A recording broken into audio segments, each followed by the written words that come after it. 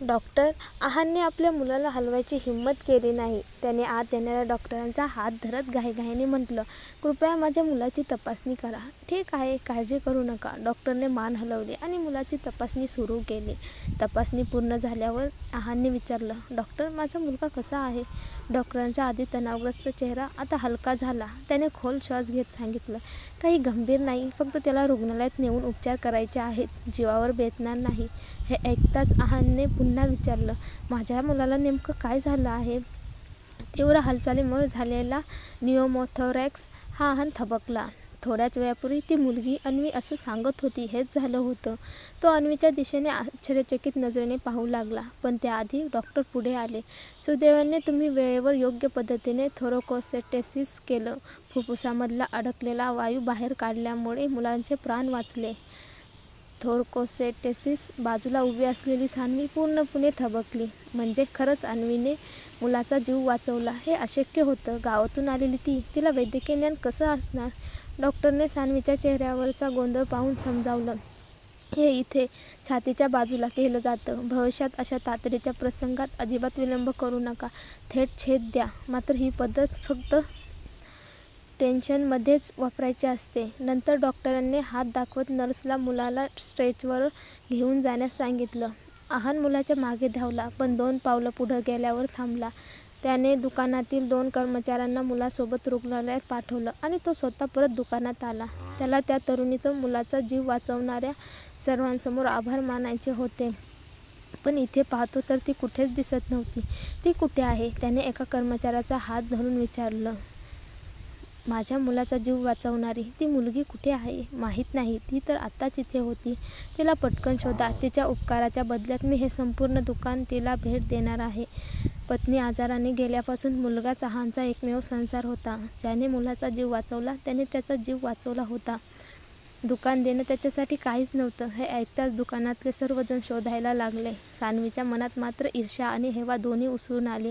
इतक्या लोकांना या दुकानात येण्याची संधी मिळत नाही आणि अन्वीला हे सहज मिळणार, हे ती कशी सहन करणार? ती थेट आहानकडे गेली. टेलर सर, मुलांचा जीव वाचवणारी माझी मोठी बहीण आहे. तिच्या उपकारासाठी तुम्ही स्वतः माझा मेकअप करून द्याल का?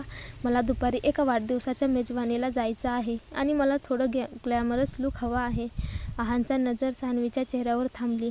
ती खरंच तुझी सख्खी बहीण आहे? होय. सान्वी लगेच मान हलवली. पण ती गावाकडची आहे आणि व्यवसाय चालवायचा तिला काही कळत नाही. तुम्ही तिला दुकान द्यायचं ठरवलं असेल तर आधी मला द्या. मी तिच्यासाठी ते व्यवस्थित सांभाळेन. हे दुकान महिन्याला लाखोचं उत्पन्न देऊ शकतं. पण त्याहून महत्त्वाचं म्हणजे इथे येणाऱ्या शहरातील श्रीमंत स्त्रियांचं संपर्क जाळं. हे दुकान मिळालं तर मग तिला काही कमीच उरणार नव्हतं. आहानने तिरस्काराने हसत म्हटलं, मिस सान्वी, मला तर माहीतच नव्हतं की तुझी बहीण आहे. आणि वरून कोणीतरी मला सांगितलं होतं की ती निरुपयोगी आहे. तिला वैद्यकीय ज्ञान नाही. आता तीच माझ्या मुलाचा जीव वाचवते आणि तू म्हणतेस ती तुझी बहीण आहे? सान्वीला पहिल्यांदाच लाजल्यासारखं वाटलं. आहानने अजिबात सौजन्य न दाखवता पुढे सांगितलं, तू तर तिच्या कामात अडथळा आणून माझ्या मुलाचा जीव धोक्यात घालणार होतीस. आणि तरीही तुला हे दुकान हवं आहे? तुझी हिंमतच कशी झाली? आजूबाजूचे लोक कुजबुजत तिची निर्लज्जपणा उघड करत होते. सान्वीच्या आयुष्यात असा अपमान कधीच झाला नव्हता. तिचा चेहरा संतापाने हिरवट झाला. तिने संतापाने उत्तर दिलं, ती खरंच माझी बहीण आहे. विश्वास नसेल तर ती परत आली की तुम्हीच विचारा. आहानने भुवया उंचावल्या. ठीक आहे, माझे लोक तिला शोधतील आणि जर तू खोटं बोलले असशील तर मिस सान्वी, माझ्या नावाखालील सर्व दुकानात तुला पाय ठेवायलाही परवानगी मिळणार नाही. पहा मग. सान्वीने ओठ चावले. तिच्या मते हे दुकान लवकरच तिच्या हाती येणार होतंच. दरम्यान मॉलच्या मागच्या सुरक्षा दरवाजाजवळ अन्वीचा पाठीचा कणा थंड धातूच्या दरवाजाला टेकला होता आणि रणवीरने तिला कोपऱ्यात गाठलं होतं. त्याचे मजबूत हात तिच्या दोन्ही बाजूला होते. पळून जाण्याची तिला कोणतीही संधी नव्हती. त्याच्या शरीरातून येणारा दबदबा आणि श्वासाची जाणीव अन्वीच्या मनाला अस्वस्थ करत होती. आधीच्या जन्मात ती लग्न केलेली असली तरी सिद्धार्थने कधी तिच्याजवळ असा आलेला नव्हता. सोड मला, अन्वी गुरगुरली. तिच्या गालावर लाली पसरली होती. रणवीर हलकेसे हसला. लाजतेस? त्या दिवशी कॅबिनच्या बेडवर तर तुला अजिबात लाज वाटली नव्हती. जुनी लाजिरवाणी आठवण उकरून काढल्याने अन्वीने ओठ घट्ट मिटले. चूप बस, तिने दात आवळून म्हटलं. सोड, नाहीतर मी ओरडेन. ओरड, पण विश्वास ठेव, तू घसा फुटेपर्यंत ओरडलीस तरी कोणी इथे यायला धजावणार नाही. अन्वीने त्याच्याकडे रोखून पाहिलं आणि थंड हसली. माझ्यासारख्या कुरूपबाई तुझी कशी काय रुची निर्माण झाली?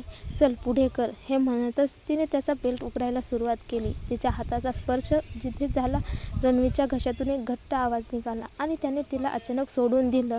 काय झालं? इथे मला घेऊन आलास ते काम करायला नाही का? मग मागे का हटतोस? अन्वीला माहीत होतं लोक सुंदरतेचा वापर करून गुन्हे करतात, पण ती आपल्या कुरूपतेचा वापर करून पुरुषांना परावृत्त करत होती. तिच्या चेहऱ्यावर पसरलेल्या लाल डागांमुळे कुणालाही तिच्याकडे तसा विचार करायला धजावत नसे. अन्वी पुढे सरसावली तर रणवीर मागे हटत राहिला. पुरे झालं, तो गुरगुरला. त्याने एका हाताने सहज तिचे दोन्ही हात पकडले आणि शांत स्वरात म्हणाला, मी इथे त्या कामासाठी आलो नाही. मला जाणून घ्यायचं आहे तुझे वैद्यकीय कौशल्य खरंच किती आहे.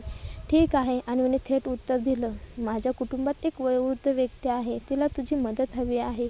तू तयार आहेस का? वयोवृद्ध? अन्वीच्या डोळ्यात एक चमक आली. मी बघू शकते, पण मोफत उपचार करत नाही. फी 1 कोटी रुपये. जमेल का? रणवीरचे डोळे थंडावले. त्याला वाटलं होतं ही बाई इतरांपेक्षा वेगळी आहे, पण तो चुकीचा ठरला. तीही पैशाच्या मागे असणारीच. त्याने उदासीनतेने म्हटलं, नको, तू तिला बरी करू शकत नाहीसच.